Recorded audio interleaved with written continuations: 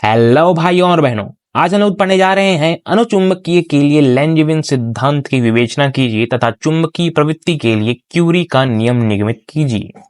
सिद्ध कीजिए कि अनुचुंबकीय पदार्थ की चुंबकीय प्रवृत्ति उसके परमताप के व्युत्क्रमानुपाती होती है। अनुचुंबकीय पदार्थ की चुंबकीय प्रवृत्ति के लिए व्यंजक प्राप्त करेंगे। साथ ही साथ अनुचुंबकीय पदार्थ क्या है, उदाहरण दीजिए तथा इसके लैंजविन सिद्धांत की व्याख्या कीजिए। इस टाइप से अगर आपके एग्जाम में कोई भी टाइप से क्वेश्चन आते हैं तो आप इसी आंसर को लिखिएगा। चलिए शुरू करते हैं। शुरू करने से पहले हमारे क्वेश्चन में दिए गए शब्दों को आपको बहुत ही ध्यान से समझना होगा। यहाँ पर बात की गई है अनुचुंबकीय पदार्थ की, तो अनुचुंबकीय पदार्थ क्या है इसको हम लोग क्वेश्चन में ही देखेंगे।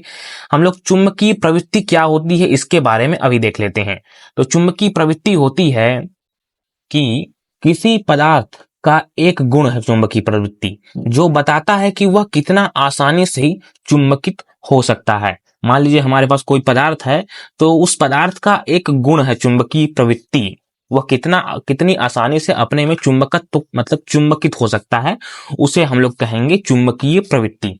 तो आप समझ गए होंगे चुंबकीय प्रवृत्ति के परमताप के व्युत्क्रमानुपाती होता है। ठीक है, अब हम लोग देखते हैं इसके पूरे हल को। तो ऐसा पदार्थ जो कि बाह्य चुंबकीय क्षेत्र की दिशा में रखे जाने पर बाह्य की दिशा से में अल्प चुंबकत्व ग्रहण कर लेता है। मतलब हम कोई भी पदार्थ को हम लोग अगर बाह्य चुंबकीय क्षेत्र में रखते हैं तो रखे जाने पर बाह्य की दिशा में अल्प चुंबकत्व ग्रहण कर लेता है, मतलब उसमें अल्प चुंबकत्व आ जाता है। मतलब उसकी जो अंदर की जो संरचनाएं होती हैं कणों की, वो एक ही दिशा में हो जाती हैं अल्प मात्रा में, तो वह अल्प चुंबकत्व ग्रहण कर लेता है। इसीलिए हम लोग इसको अनुचुंबकीय पदार्थ कहते हैं। अनुचुंबकीय पदार्थ में कुछ उदाहरण होते हैं। पहला प्लेटिनम, सोडियम, ऑक्सीजन आदि इसके उदाहरण हैं। अब हम लोग देखते हैं इसके फुल्ली डेरिवेशन को। तो माना कि अनुचुंबकीय पदार्थ के एकांक आयतन में परमाणुओं की संख्या हमारे पास n है।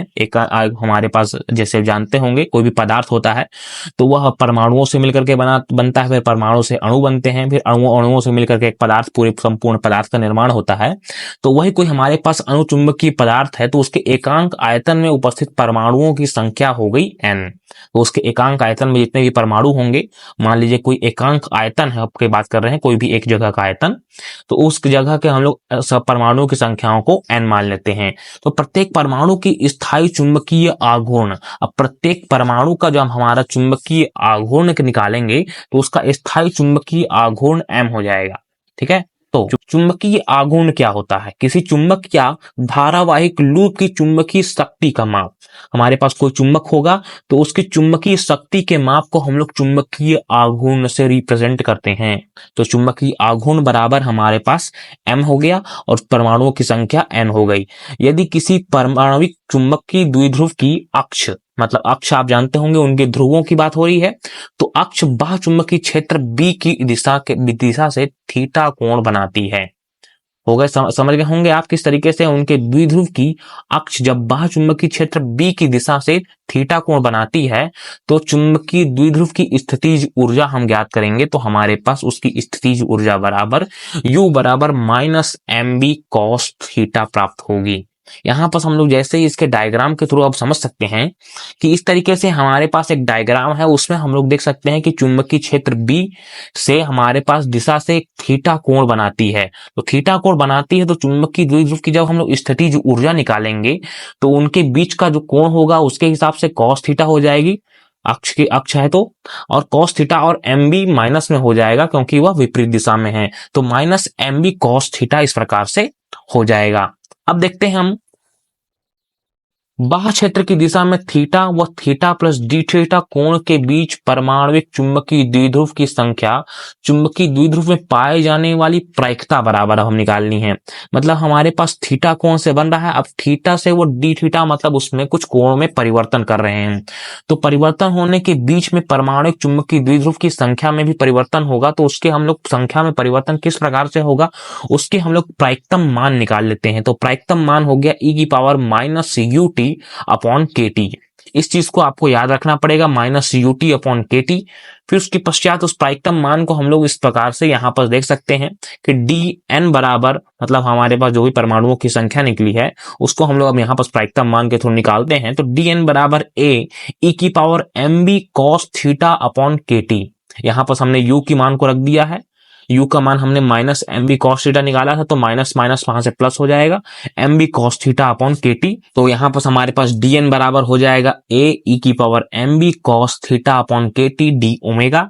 ठीक है, डीएन हमारे पास चुंबकीय द्विध्रुवों की संख्या हो जाएगी, मतलब चुंबकीय द्विध्रुवों की संख्या में परिवर्तन। जब भी आप देखे होंगे डी का हम प्रयोग करते हैं, मतलब कुछ परिवर्तन होता है तभी हम डी का प्रयोग करते हैं। तो चुंबकीय द्विध्रुव की संख्या में परिवर्तन को हम लोग डी से यहाँ पर रिप्रेजेंट करेंगे और उसके हम लोग संख्याओं को निकाल लेंगे कुछ इस तरीके से फॉर्मूला से। तो जहां पर हमारा ए जो है वो अनुत्क्रमानुपाती नियतांक है। अब यदि किसी पदार्थ के प्रति इकाई आयतन द्विध्रुवों की संख्या n है, मान लीजिए हमारे पास कोई पदार्थ है, उसके प्रति एकांक आयतन में द्विध्रुवों की संख्या हमारे पास n है। ठीक है, द्विध्रुव हो गए, कोई भी हमारे पास सभी परमाणुओं के अलग अलग एकांक आयतन में अलग अलग उनका द्विध्रुव होंगे, तो उसके लिए हम लोग उनकी संख्याओं को n मान लिए हैं। ठीक है, अब तो उपयुक्त समीकरण से हम लोग थीटा इक्वल टू 0 लेंगे से थीटा इक्वल टू पाई लेने पर अब हमें समाकलित करना है। हमारे पास जब समीकरण प्राप्त हुआ था डीएन जो हमारे पास प्राप्त हुआ था, तो उसमें हम लोग क्या करेंगे कि उसका समाकलन करेंगे 0 से पाई तक का। तो हम लोग जब इसका n का समाकलन करेंगे, तो आप लोग जानते हैं किसी भी संख्या का हम लोग समाकलन करते हैं, मतलब कोई dn का समाकलन करते हैं तो वो केवल n ही प्राप्त होता है, dx का समाकलन करते हैं तो केवल x प्राप्त होता है। उसी प्रकार से हमने dn का समाकलन किया तो हमारे पास केवल n प्राप्त हुआ। अब हम लोग इसका समाकलन करेंगे 0 to पाई तक के लिए, तो हमारे पास प्राप्त होगा 2 पाई प्राप्त होगा। 2 पाई किससे प्राप्त होगा, क्योंकि डी ओमेगा बराबर 2 pi sine theta D theta की वैल्यू, जिसे हमारा 2 पाई आगे आ गया है और साइन थीटा और डी थीटा को हम लोग इधर साइड लिख दिए हैं। अब उसके पश्चात यहाँ पर हम लोग देखेंगे कि ए की वैल्यू हमने कुछ नहीं की है, ए के इधर पक्षांतर ए को यहीं छोड़ा है, बाकी के उधर वाले टर्मों को हमने इस एन के बॉटम में ले लिया है। तो ए बराबर N upon 2 pi 0 to pi e की power M B cos theta upon के T sine theta D theta, इस प्रकार से हमारे पास मान आ गया। अब क्या करेंगे, हमारे पास जो ए की वैल्यू आई थी उसे हम दिख रहा होगा आपको एक समीकरण में हम लोग उसको पुट कर देंगे। तो समीकरण एक में ए का मान हम जैसे ही रखेंगे तो हमारे पास डीएन की वैल्यू आ जाएगी, जो हमारे पास ऊपर में समीकरण था एन का गुणा हो गया साथ में, बस हमारे पास जो नीचे वाला समीकरण है उसको हमने इस तरीके से पुट कर दिया। यहाँ पर 2 से 2 पाई कट गया, इसलिए हमारे पास ये वैल्यूज कुछ प्राप्त हो गई। जो डीएन की वैल्यू है, डीएन बराबर ए की पावर ई की power M B cos theta upon के टी था और डी ओमेगा था। तो डी ओमेगा को हमने चेंज किया 2 pi sine theta D theta में, आप लोग जानते हैं डी ओमेगा की वैल्यू। अब बस डी ओमेगा की वैल्यू को हमने चेंज किया तो हमारे पास यहाँ पर 2 pi sine theta D theta आया और हमारे पास इधर भी 2 पाई जो हमारे पास ऊपर में प्राप्त हुए हैं ए की वैल्यू, यहाँ पर 2 पाई प्राप्त हुआ है। तो 2 पाई से 2 पाई कट गया है और बाकी कुछ सेम वैल्यूज हमारी यहाँ पर लिखा गई है, कोई भी दिक्कत लेने की बात यहाँ पर नहीं है। अब यहाँ पर चुंबकीय क्षेत्र की दिशा से थीटा कोण पर प्रत्येक चुंबकीय द्विध्रुव हमारे पास m है। द्विध्रुव चुंबकीय द्विध्रुव को मैंने बताया जो कि m है, और थीटा कोण पर जो हमारी दिशा है, तो चुंबकीय द्विध्रुव के क्षेत्र की दिशा के घटक के रूप में हम लोग m cos थीटा लेंगे, क्योंकि यहाँ पर जो थीटा कोण बना रहा है उसके कारण और हमारे पास चुंबकीय द्विध्रुव m है, तो यहाँ पर जो हमारी दिशा हो जा रही है वो x डायरेक्शन की ओर हो जा रही है। तो x डायरेक्शन में हमारे पास cos थीटा कोण बनता है, तो और जो हमारा y डायरेक्शन होता है उसमें साइन थीटा कोण बनता है। तो x डायरेक्शन में है, इस कारण से यहाँ पर हमारे पास m cos थीटा प्राप्त होता है तो होगा। तथा पदार्थ के प्रति इकाई आयतन में कुल चुंबकीय आघूर्ण चुंबकीय तीव्रता हम लोग अगर निकालेंगे तो हम चुंबकीय तीव्रता का जो फॉर्मूला होता है वो होता है I बराबर 0 to pi m cos theta dn। तो यहाँ पर हमने देख लिया कि किस प्रकार से हमने केवल m cos थीटा को ही 0 to पाई और हमारे n के सापेक्ष इसका अवकलन कर दिए हैं, जो हमारे पास चुंबकीय आघूर्ण कुछ इस प्रकार से हमारे पास प्राप्त हो जाएगा। तो यहाँ पर हमने समीकरण 2 में dn का मान रखना है, तो हमने यहाँ पर I की वैल्यू निकाली थी 0 to pi m cos theta dn की वैल्यू, तो उसी में हम लोग को केवल जो हमारी वैल्यू है dn की उसी वैल्यू को यहाँ पर हमें पुट कर देना है। तो हम dn की वैल्यू को जैसे ही पुट करेंगे तो हमारे पास कुछ ये समीकरण प्राप्त हो जाएगा, n 0 to pi m cos theta हमारा जो था वो अंदर की ओर आ गया, केवल और केवल हमने यहाँ पर I की जो वैल्यू में dn की वैल्यू को पुट कर दिए हैं। ठीक है, और dn की वैल्यू पुट करेंगे तो 0 to पाई तो पहले से था इसके साथ ही, तो दोनों करके दोनों का कॉमन लेकर के हमने इसको मिक्स कर दिया। ठीक है, और यहाँ पर हमारे पास कुछ ये समीकरण प्राप्त हो गया 0 to पाई ई की power M B cos theta upon के टी साइन थीटा, जो हमारी वैल्यू थी dn की। अब यहाँ पर हम लोग क्या करेंगे कि एम बी जो है वो एम बी अपॉन के टी है, यहाँ पर आपको दिख रहा है एम बी कॉस थीटा का पूरे के अपॉन में के टी है, ठीक है। तो यहाँ पर एम बी अपॉन के टी की वैल्यू को हम लोग ए मान लेंगे, केवल मानने की बात है, इसको आपको थोड़ा सा ध्यान में रखना पड़ेगा कि हम यहाँ पर एम बी अपॉन के टी बराबर ए मान रहे हैं, कॉस थीटा बराबर हम लोग एक्स मानेंगे। तो कॉस थीटा बराबर हमने एक्स मान लिया, मतलब थीटा को हम लोग यहाँ से रिमूव कर रहे हैं, तो थीटा को हटाने के लिए अब हमको यहाँ पर डी थीटा को एक्सचेंज करना पड़ेगा। तो हम लोग क्या करेंगे, कॉस थीटा का एक बार अवकलन करेंगे, कॉस थीटा का अवकलन करेंगे तो डी अपॉन डी एक्स के सापेक्ष अवकलन करेंगे तो डी अपॉन डी एक्स यहाँ पर तो 1 वैल्यू हो जाएगी। फिर कॉस थीटा का हमको चेंज करना है तो हमें यहाँ पर भी थीटा लिखना होगा, तो हम लोग डी अपॉन डी थीटा लिख करके D theta upon D x कर सकते हैं, कोई भी यहाँ पर दिक्कत वाली बात नहीं है, थीटा थीटा कट जाएगा तो वापिस यही प्राप्त हो जाएगा, ठीक है। अब यहाँ पर जैसे ही हमने इसको लिखा तो यहाँ पर डी थीटा के सापेक्ष कॉस थीटा की वैल्यू को हम लोग सॉल्व करेंगे तो minus sign theta D theta प्राप्त हो जाएगी और डी एक्स को हम लोग उधर पक्षांतर कर देंगे।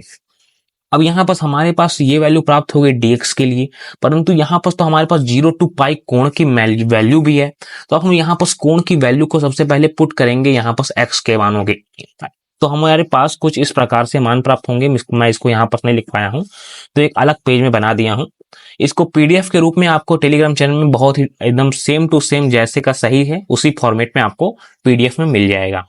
तो 0 to पाई हम लोग लेंगे तो हम लोग सबसे पहले थीटा इक्वल टू 0 रखेंगे हमारे इस वाले फॉर्मूला में, cos theta equal to x में 0 रखेंगे तो कॉस 0 की वैल्यू 1 होती है, तो एक आ जाएगी एक्स की वैल्यू 1। अब जब हम 0 to पाई के ले लेंगे तो पाई कॉस पाई की वैल्यू -1 होती है, तो एक वैल्यू 1 हो गई, एक वैल्यू -पाई होगी, तो मतलब हम लोग यहाँ पर 0 to पाई के लिए ले रहे थे, तो अब यहाँ पर हम लोग लेंगे 1 to -1 के लिए हमारे पास समीकरण।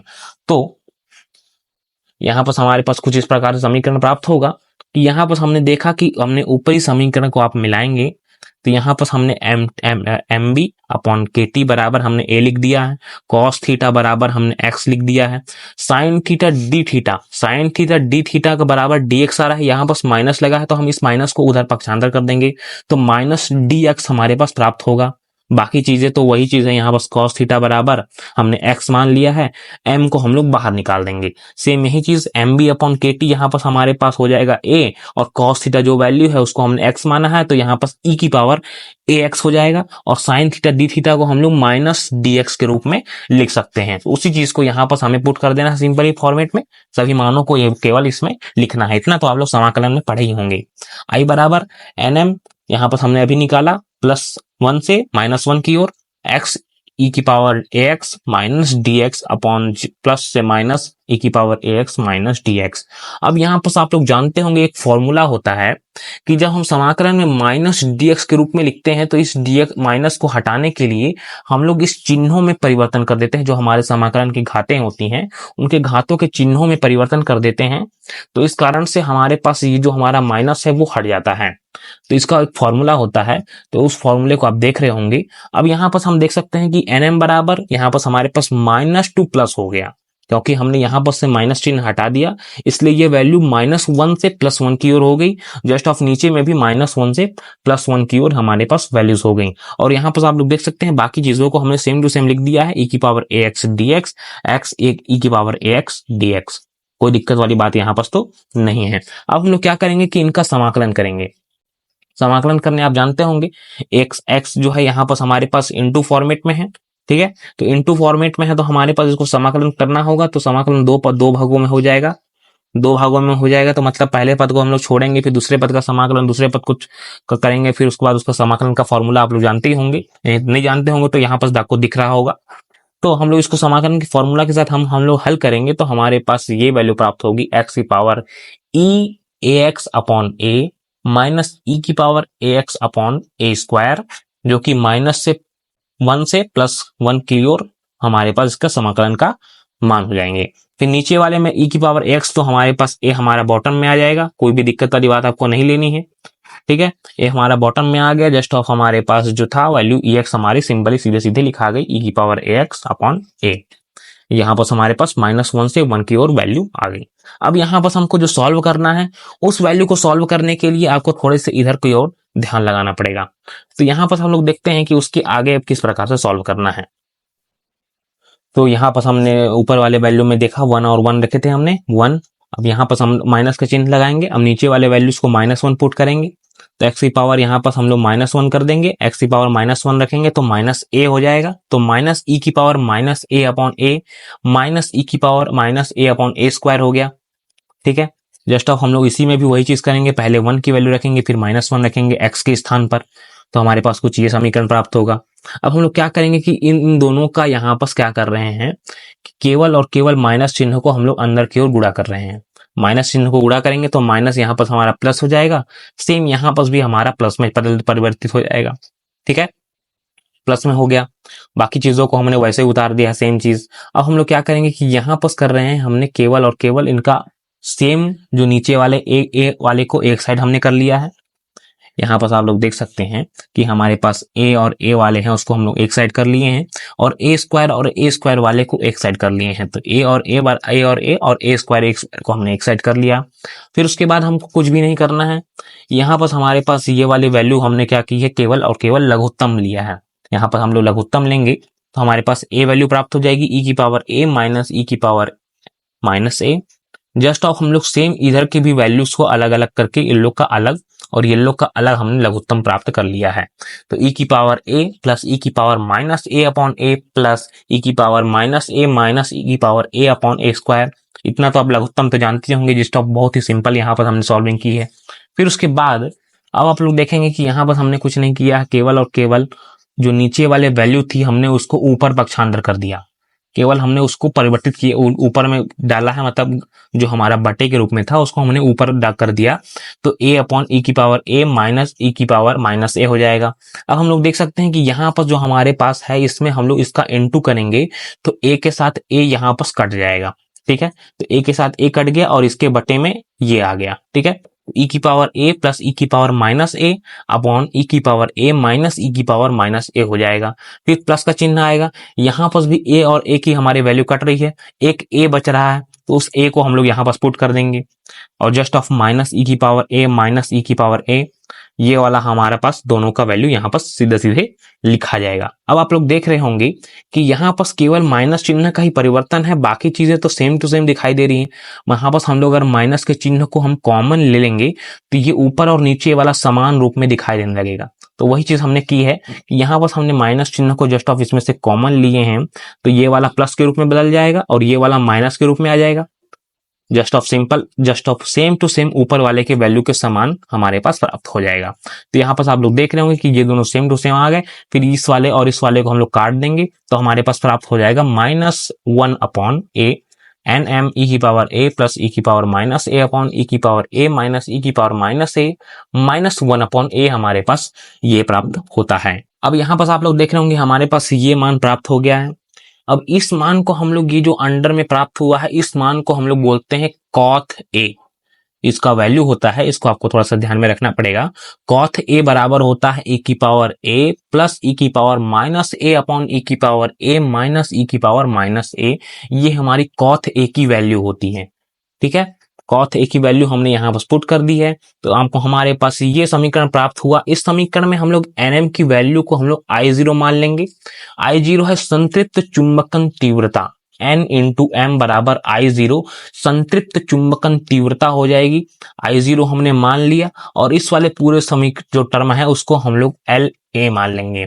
ठीक है, तो इस वाले पूरे टर्म को हमने LA मान लिया, जो कि LA जो है वो हमारा लेंजेविन फलन प्राप्त होता है। यहाँ पर हमारे पास कॉथ ए -1 अपॉन ए जो होगा वो लेंजेविन फलन हो जाएगा और जो हमारे पास I0 प्राप्त हुआ है वो हमारा संतृप्त चुंबकन तीव्रता प्राप्त हो जाएगी।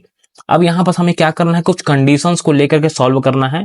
फिर बहुत ही छोटा सा वजह है, आपको तुरंत ही आसानी से पूरा समझ में आ जाएगा। अब यहाँ पास ए की जो मान थी हमारे पास mb अपॉन ए के टी की वैल्यू, इसको हमारा मान अगर बहुत ही अधिक होता है, बहुत ही मान इसका बहुत अधिक होता है, तब हम लोग क्या करेंगे कि कॉथ ए -1 अपॉन ए की जो वैल्यू होगी वो 1 के बराबर, मतलब 1 के जितना हो जाएगी। ठीक है, तो 1 के बराबर हो जाएगी, मतलब I जो होगा वो गोइंग टू I0 हो जाएगा, मतलब कुछ लगभग जो होंगे वो लोग I बराबर I0 हो जाएंगे।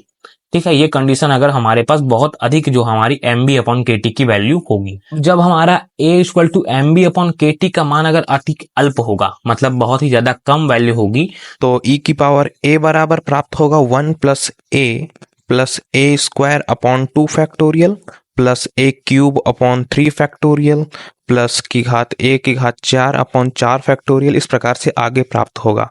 और उसी प्रकार से हमारा a की घात माइनस a बराबर प्राप्त होगा 1 minus a plus a square upon 2 factorial minus a cube upon 3 factorial plus a square a की घात 4 अपॉन 4 फैक्टोरियल माइनस करके ऐसे ही आगे हमें प्राप्त होगा। तो e की पावर माइनस a वाले में क्या हो रहा है, एक प्लस में जा रहा है, फिर एक माइनस में, फिर एक प्लस में, फिर एक माइनस में, ऐसे अल्टरनेटिव चल रहा है। फिर उसके पश्चात इस दोनों वैल्यूज को आपको ध्यान में रखते हुए इस वाले कॉथ a माइनस 1/a की वैल्यू जो हमने निकाली थी, जो कॉथ a की वैल्यू होती है e की पावर a प्लस e की power minus a upon e की पावर a माइनस e की पावर माइनस a, इस वाले वैल्यू में हमारे पास जो ऊपर दोनों मान प्राप्त हुए हैं, इन दोनों मानों को हमको यहाँ पर केवल पुट करना है।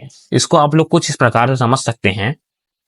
यहाँ पर आप लोग थोड़ा सा देख लीजिए कि यहाँ पर हमने सॉल्व करके रखा है कि यहाँ पर हमने पहले ले लिया e की पावर a की वैल्यू और यहाँ पर हमने e की पावर माइनस a की वैल्यू ले ली।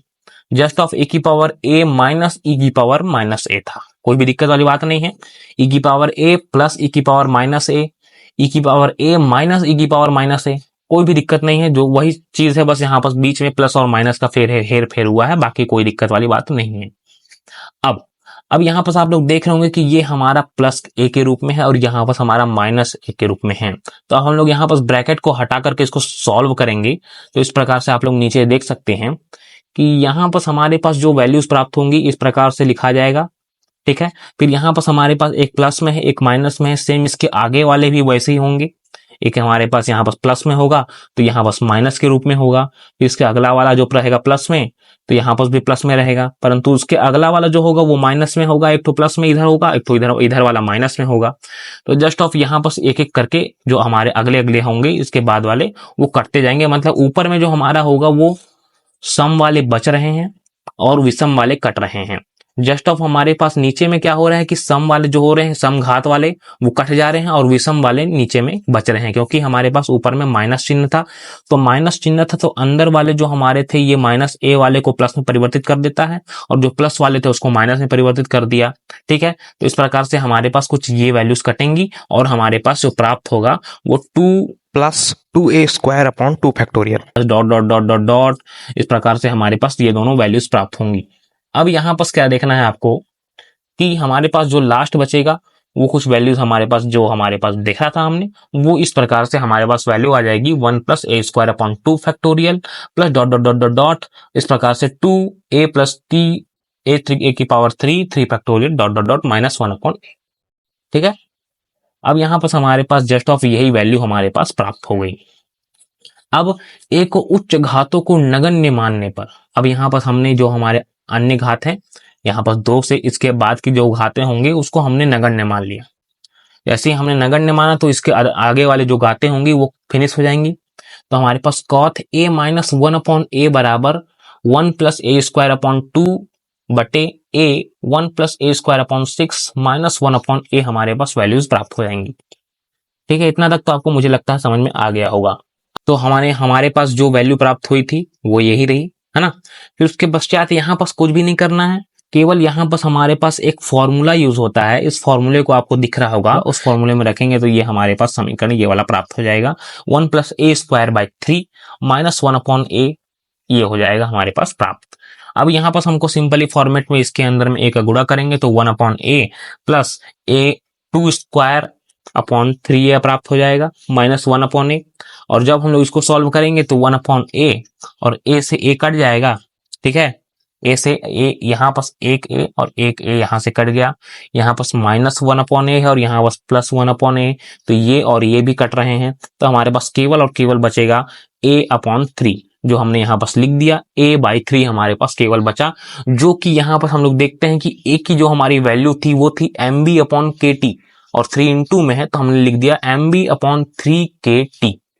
ठीक है, mb अपॉन 3 kt को हम लोग समीकरण नंबर 3 में रखेंगे, जो हमने निकाला था समीकरण नंबर 3 एल जो हमारे पास था एल ए बराबर, क्योंकि हमने कॉथ ए माइनस ए की वैल्यू लेकर के शुरू में सॉल्व किया था, तो इस कारण से हमारे पास जो वैल्यू प्राप्त हुई कॉथ ए माइनस 1/a, मतलब एल ए की जो हमारे पास वैल्यू प्राप्त हुई वो हमारी प्राप्त हुई mb/3kt। अब हम लोग mb/3kt वैल्यू को हमने समीकरण नंबर 3 में पुट कर दिया, तो यहाँ पर हमारे पास जो प्राप्त हुआ वो तो ठीक है। I0 की वैल्यू हमारे पास लिख दी हमने nm, तो यहाँ पर हमने देखा था कि nm प्राप्त हुआ था, उस nm में से m का हमने अंदर गुणा कर दिया तो m स्क्वायर में परिवर्तित हो गया, तो m स्क्वायर b/3kt प्राप्त हो गया। तो यहाँ पर जो हमारा b है वो b है हमारा चुंबकीय प्रेरण, ठीक है। चुंबकीय प्रेरण का जो फॉर्मूला होता है वो हमारा होता है म्यू एच मतलब चुंबकीय क्षेत्र की शक्ति का जो चुंबकीय स्ट्रेंथ होता है, मैग्नेटिक स्ट्रेंथ का जो फॉर्मूला होता है वो H बराबर होता है ना, H बराबर होता है B/म्यू, ठीक है, B/म्यू होता है। तो हम लोग जस्ट ऑफ क्या करना है कि हमारा पास उसी फॉर्मूला से B की वैल्यू निकालेंगे, तो B की वैल्यू निकालेंगे तो म्यू इंटू H हो जाएगा, जो हमारे पास B की वैल्यू प्राप्त हो जाएगी। तो B हमारे पास चुंबकीय प्रेरण है, म्यू जो है वो पारगम्यता है और H चुंबकीय क्षेत्र की शक्ति है। तो चुंबकीय क्षेत्र की स्ट्रेंथ जो निकालने का फॉर्मूला होता है वो H बराबर B/म्यू होता है। वही चीज है, हम उससे B की वैल्यू निकाल लिए, हमने यहाँ बस पुट कर दिया। हमारे पास अणुचुंबकीय पदार्थ की चुंबकीय प्रवृत्ति प्राप्त होती है काई बराबर 1/h, ठीक है। 1/h हमारे होती है काई जो चुंबकीय प्रवृत्ति का फॉर्मूला 1/h। h की जो वैल्यू थी यहाँ पर हमने यहाँ पर कुछ भी नहीं करना है, h की वैल्यू 1/h कर देनी है, तो यहाँ पर h से एक h कट जाएगा, हमारे पास जो वैल्यू थी वो nm स्क्वायर μ/3kt प्राप्त हो जाएगा। यहाँ पर कुछ भी नहीं करना है, केवल और केवल गैप बता देना सीधे तौर पर, जो हमारे पास nm स्क्वायर μ/जो 3k है वो हमारे पास C नियतांक के रूप में प्राप्त हो जाएगा, और C जो नियतांक है उसे हम लोग क्यूरी नियतांक कहते हैं। तो C बराबर nm स्क्वायर μ/3k क्यूरी नियतांक प्राप्त हो जाएगा, और जो हमारे पास काई बराबर जो वैल्यू प्राप्त होगी C/T, काई बराबर C/T जो प्राप्त होगी वो हो जाएगी हमारी क्यूरी नियम, ठीक है। तो इस नियम से स्पष्ट है कि चुंबकीय प्रवृत्ति पदार्थ के परम ताप के व्युत्क्रमानुपाती होती है। तो इस प्रकार से समाप्त होता है हमारा लेंजेविन सिद्धांत की व्याख्या, जो कि हमने काई बराबर निकाले C/T, और यहाँ पर जो हमारे C बराबर प्राप्त हुआ nm स्क्वायर μ/3k जो कि क्यूरी नियतांक हो जाता है, काई बराबर C/T जो कि क्यूरी नियम हो जाता है। तो इस प्रकार से समाप्त हुआ लेंजेविन सिद्धांत की संपूर्ण व्याख्या। तो इसमें अगर कुछ भी समझ में ना आया हो तो मुझे कमेंट में जरूर पूछिएगा, मैं सभी सवालों का जवाब देने का प्रयास जरूर करूंगा। और इसकी जो डॉक्यूमेंट्स है वो मेरे टेलीग्राम चैनल मिल जाएंगे, तो टेलीग्राम चैनल को जरूर ज्वाइन कर लीजिएगा, उसमें सभी डॉक्यूमेंट्स आते रहती हैं। और ऐसे ही बेहतरीन वीडियोस प्राप्त करने के लिए कृपया चैनल को सब्सक्राइब कर लीजिए, और आपको कमेंट में बताइएगा कैसा वीडियो लगा। हम मिलते हैं अगले वीडियो में, तब तक के लिए धन्यवाद।